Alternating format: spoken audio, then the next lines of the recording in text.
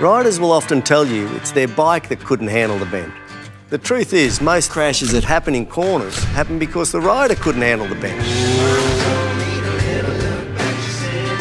So what can you do to make sure you nail it?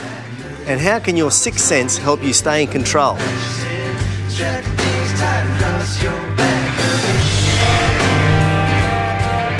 First up, remember the corner doesn't start when you reach the bend. It starts before you arrive.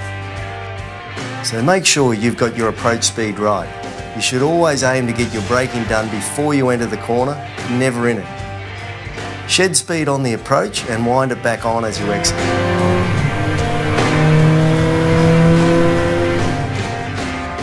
The right approach speed is critical because it gives you time to assess and adjust your line. Turn in too early and you run wide on the exit of the corner. Turn in too late and you'll find yourself on the wrong side of the white lines, off the road or heading into oncoming traffic. Get your approach speed right, get your gear right, turn at the right point and the corner should flow naturally.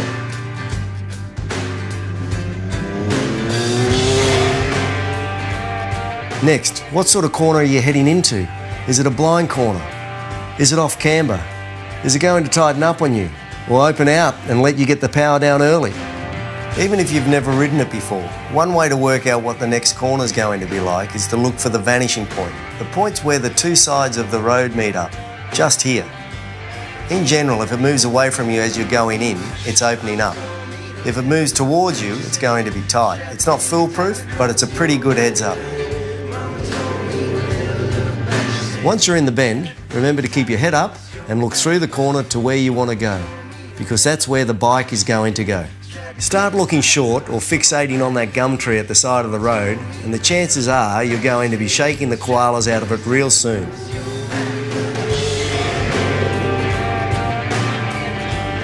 And try and stay off the brakes as much as you can. It sounds wrong, but if you've got your turning in point and your approach speed right, you'll be in control and the bike should handle the corners no worries, leaving you free to focus on making a smooth exit.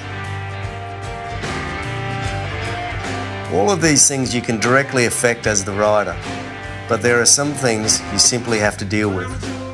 The weather, for instance, can really mess up a corner.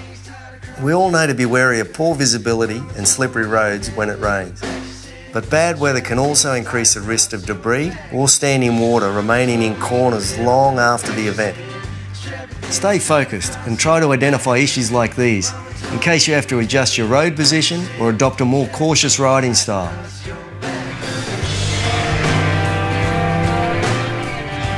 And then there's camber. Generally, a corner with positive camber is a good thing. When a corner is higher on the outside and lower on the inside, it means you can lean in less. Gravity works in your favour, forcing you and the bike towards the inside of the curve.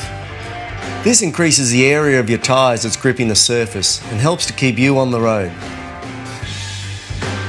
Negative camber, on the other hand, is a bugger, especially when it's wet or there's debris on the road. Because the corner is lower on the outside, you have to increase your lean angle. Gravity is now working against you, trying to push you to the edge of the road. To counter this effect, just take things a little bit easier on the throttle and you'll maintain grip and control. And remember, the angle of camber can change in a single bend or a series of bends, so never switch off. It sounds like a lot to think about in a split second, but we all do it every day on different types of corners and in different road and weather conditions. By developing and honing your sixth sense, you can improve your cornering technique, and you and your bike will both be able to handle the bend.